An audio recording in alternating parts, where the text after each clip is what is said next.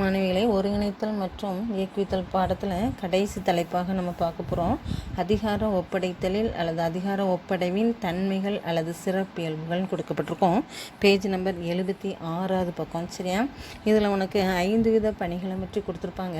இந்த அதிகாரம் ஒப்படைக்கிறனால என்னென்ன சிறப்பியல்புகளை ஒரு நிறுவனம் பெற்றுள்ளது அப்படின்னு சொல்லும்போது அதிகாரத்தை ஒதுக்கி கொடுக்கும் செயல்முறை அப்படின்னு கொடுக்கப்பட்டிருக்கோம். அதிகாரத்தை ஒதுக்கி கொடுக்கும் செயல்முறை. இந்த அதிகாரத்தை ஒதுக்கி கொடுக்கும் செயல்முறைன்னு சொல்லும்போது ஒரு நிறுவனத்தினுடைய நோக்கம், அதை குறிப்பிட்ட நோக்கத்தை அடைவதற்காக கீழ்ப்பணியாளரிடம் பணியினை ஒதுக்கி ஒப்படைவு செய்வது. இப்போ பாருங்கள், கொள்முதல் துறையில் ஒரு 10 பேர் பணியாற்றுறாங்க. இந்த 10 பேரில் நல்ல ஒரு சிறப்பு தேர்ச்சி பெற்ற நபர்கள் 5 பேர் இருக்காங்கன்னா இவங்ககிட்ட முக்கியமான பணிகளை ஒப்படைக்கலாம். மேலாளர்களாக அவங்கள எடுக்கலாம், மேற்பார்வையாளராக அவங்கள பணியாளர்களாக நம்ம நினச்சோம்னா தேர்ந்தெடுக்க முடியும். இப்போ இந்த அவங்களுக்கு தேர்ந்தெடுக்கப்பட்ட பின்பு அவங்களுக்கு என்ன குறிப்பிட்ட பணி, இப்போ கொள்முதல் செய்யக்கூடிய முழு அதிகாரத்தையும் அதற்குரிய பண பொறுப்பினை அளிக்கும்போது அந்த வேலையை ஒதுக்கி கீழ்ப்பணியாளருக்கு அளிக்கிறதன் மூலம் நிறுவனத்தின் நோக்கை நாம் எளிதாக அடைய முடியும். அடுத்து செகண்ட் பாயிண்ட் எடுத்தேன்னா முடிவெடுக்கும் அதிகாரத்தை மாற்றுதல். இந்த முடிவெடுக்கிறது ஆக்சுவலாக முடிவெடுத்தல்னாலே அது எந்த நிலையில் தான் நடக்கும்னா, உனக்கு நல்ல திட்டமும் தெளிவாக தெரியும். மேலாண்மை நிர்வாகம் வேறுபாடெல்லாம் படிச்சிருக்கோம். அதாவது ஒரு நிறுவனம் முடிவெடுக்கக்கூடியது, கொள்கைகளை கொள்கைகளை உருவாக்கக்கூடிய பணியினை செய்வது மேல்நிலை மேலாண்மை பணி. இப்போ இந்த மேல்நிலை மேலாண்மை பணி தான் முடிவெடுக்க அதிகாரம் வைக்கணும்னு அவசியம் இல்லை. அந்த ஒரு நிறுவனத்தினுடைய மேலாளர் தன்னுடைய கீழ் பணியாளர்களுக்குமே முடிவெடுக்கக்கூடிய அதிகாரத்தை வழங்கலாம். தன்னுடைய கீழ்நிலை பணியாளர்களுக்கு முடிவெடுக்கக்கூடிய பணியினை வழங்கலாம். மூன்றாவதாக தொடர்பை ஏற்படுத்தல் கொடுத்துருக்கோம். இந்த தொடர்பை ஏற்படுத்துதல் அப்படின்னு சொல்லும்போது கீழ்நிலை பணியாளர்கள் அவங்கள்ட்ட பணியானது என்ன செய்யப்படுதுன்னா ஒப்படைக்கப்படுது. இவ்வாறு ஒப்படைக்கும் பொழுது ஒவ்வொரு பணியாளர்களும் நிறுவனத்தினுடைய நோக்கத்தை நோக்கி நமக்கு என்ன செய்வாங்கன்னா செயலாற்றுவாங்க.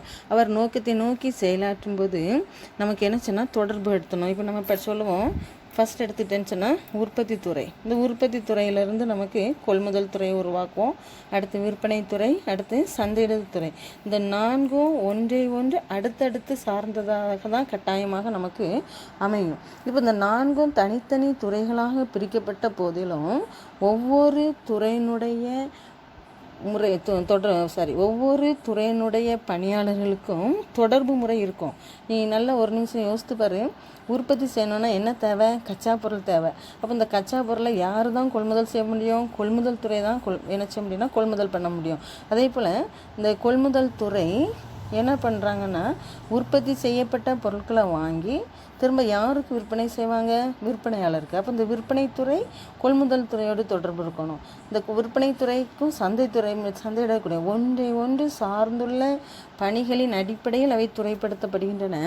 இதனால் நமக்கு என்ன சொன்னால் ஒவ்வொரு துறைகளுக்கும் பணிகளை ஒப்படைவு செய்யும் பொழுது தொடர்பு முறையும் நாம் என்ன சொன்னால் ஏற்படுத்தி கொடுக்கப்பட வேண்டும். அடுத்து 4வதாக கீழ்ப்பணியாளர்களுக்கு அதிகாரம் வழங்குதல். கீழ்ப்பணியாளர்களுக்கு அதிகாரம் வழங்குதல்னு சொல்லும்போது கீழ்ப்பணியாளர்கள் பொதுவாக நமக்கு என்ன செய்வோம்னா முக்கியமான பணிகளை நம்ம செய்யணும்னு என்ன செய்வோம்னா அனுமதிக்க மாட்டோம். ஆனால் அப்படி இல்லாதபடி எந்தெந்த ஒரு குறிப்பிட்ட வரம்பிற்குள் தான் அவங்க பணியாற்றணும் அப்படிங்கிறது தான் ஆக்சுவலாக ஒரு தத்துவம் வச்சுருப்பாங்க. என்ன பாருங்கள், இப்போ சப்போஸ் என்னையே விஜயா மிஸ் உன்னுடைய கிளாஸ் டீச்சராக எக்ஸாம்பிள் எடுத்துக்கேன்.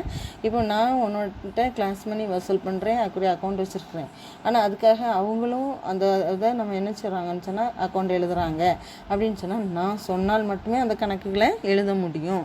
கீழ்ப்பணியாளர்களுக்கும் நம்ம என்ன சொன்னால் அதிகாரத்தை வழங்குகிறோம். ஆக்சுவலாக அது நமக்கு அதிகார வரம்பிற்கு உட்பட்ட பணியாக வழங்கப்படுவது ஹெச்எம் எனக்கு வழங்கியிருப்பாங்க. ஆனால் நான் என்ன செய்கிறேன்னா அது ஒரு ஆதாரமற்ற ஒரு முறையில் கீழ்ப்பணியாளர்களை நான் என்ன செய்யணும்னா பணி செய்யறதுக்கு அனுமதிப்பது இல்லை ஒரு தலைமை ஆசிரியங்கிற முதல்ல.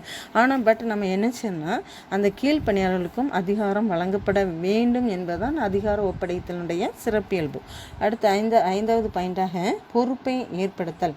பொறுப்பு அப்படின்னு சொல்லும்போது பாருங்கள், ஒரு வேலையை செய்கிறதுக்காக அதிகாரம் அளிக்கும் பொழுது பொறுப்பும் இணைந்தே செய்ய வேண்டும்.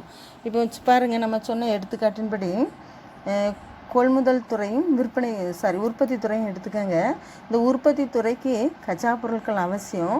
இந்த கச்சா பொருளை எங்கேருந்து வாங்குவாங்க? கொள்முதல் துறையிலேருந்து வாங்குவாங்க. அப்போ இந்த கொள்முதல் துறை தான் கச்சா பொருள் எந்த மூலப்பொருள் எங்கே விளையுமோ அங்கேருந்து எடுத்துகிட்டு வருவாங்க. புரியுதா? இப்போ கச்சா பொருளை ஒரு உற்பத்தி துறைக்கு தேவையான கச்சா பொருளை வாங்கிக்கிங்கிற அதிகாரத்தை யாரிடம் ஒப்படைக்கிறோம்? உற்பத்தி துறையிடம் ஒப்படைக்கிறோம். அப்போ இந்த உற்பத்தி துறையிடம் ஒப்படைக்கும் பொழுது அவங்களுக்கு ஒரு பொறுப்பையும் கொடுக்கணும். கச்சா பொருள் என்ன விலை இருந்தாலும் எந்த இடத்துல கிடைச்சாலும் வாங்கக்கூடிய முழு சுதந்திர உரிமை வழங்கப்பட வேண்டும். அப்படி இல்லாமல் ஒரு ரேட்டையும் ஃபிக்ஸ் பண்ணிவிட்டு பர்டிகுலராக ஒரு ரீட்டெய்லர் அல்லது ஹோல்சேலர் அதாவது மொத்த வியாபாரி அல்லது சில்லறை வியாபாரியை நம்ம நிர்ணயித்து கொடுத்துட்டோன்னு சொன்னால் அவங்களுக்கு அதில் ஈடுபடுவதற்கான பொறுப்புகள் கொடுக்கப்படவில்லை. அதிகாரம் கொடுக்கப்படுது, பொறுப்பு கொடுக்கப்படாமல் போயிடும். அப்போ இந்த மாதிரி சூழ்நிலையில் சரியான முறையில் பணியாளர்கள் தங்களுடைய பொறுப்பினை நிறைவேற்ற முடியாது. எனவே ஒரு நிறுவனத்தின் மேலாளர் கீழ்ப்பணியாளரிடம் அதிகாரத்தை கொடுக்கும் பொழுது பொறுப்பையும் சேர்ந்து இணைந்தே வழங்கப்பட வேண்டும். கீழ்நிலை பணியாளர்களுக்கு அதிகாரமும் பொறுப்பும் இணைந்து வழங்கப்பட வேண்டும். அப்போ தான் அந்த அதிகார ஒப்படைப்பினுடைய சிறப்பியல்புகள் வெற்றிகரமாக அடையும். இந்த அதிகார ஒப்படைப்பின் சிறப்பியல்புகள் 5 ஹெட்டிங்கில் பார்த்துருக்கோம். அதிகாரத்தை ஒதுக்கி கொடுக்கும் செயல்முறை, முடிவெடுக்கக்கூடிய அதிகாரத்தை மாற்றுதல், தொடர்பை ஏற்படுத்துதல், கீழ்ப்பணியாளர்களுக்கு அதிகாரம் வழங்குதல், பொறுப்பை ஏற்படுத்தல். Page number 76. அன்பான மாணவிகளே, 5 பாடம் நம்ம முடிச்சிருக்கிறோம். இன்னும் ஒரு பாடம் தான் உனக்கு குவார்ட்டர்லி போர்ஷனுக்கு முடிக்க வேண்டியிருக்கு. அது நெக்ஸ்ட் வீக்குள்ளே முடிச்சிடுவோம். படிக்க வேண்டிய உன்னுடைய பொறுப்பு. குவார்ட்டர்லி செப்டம்பர் 1st வீக் இல்லை அனைமா உனக்கு கிளாஸ் தொடங்கினாலும் குவார்ட்டர்லி எக்ஸாம் வச்சா நம்ம ஓஎம்ஏ குவார்ட்டர்லி போர்ஷன் முடிச்சிருவோம். ஓகே, 5 பாடம் முடிக்கப்பட்டிருக்கு. அதற்கான முக்கியமான கேள்விகள் போட்டு உனக்கு நாங்கள் கொடுக்க அதை எழுதி பார்த்து பேப்பர் சப்மிட் பண்ணு. Okay, thank you.